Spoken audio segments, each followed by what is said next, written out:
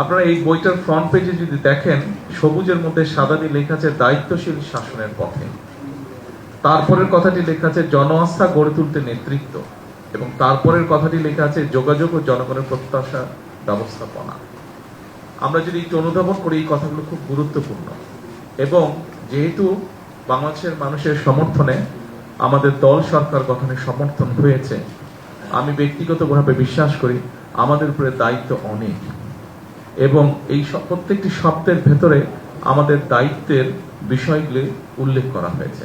আপনাদের সকলকে আমি অনুরোধ করবো, এবং এর পরের সেশনগুলোতে যারা আসবেন আমাদের সংসদ সদস্য প্রত্যেককে বলবো এই প্রত্যেকটি শব্দকে অনুভব করার জন্য, অনুধাবন করার জন্য।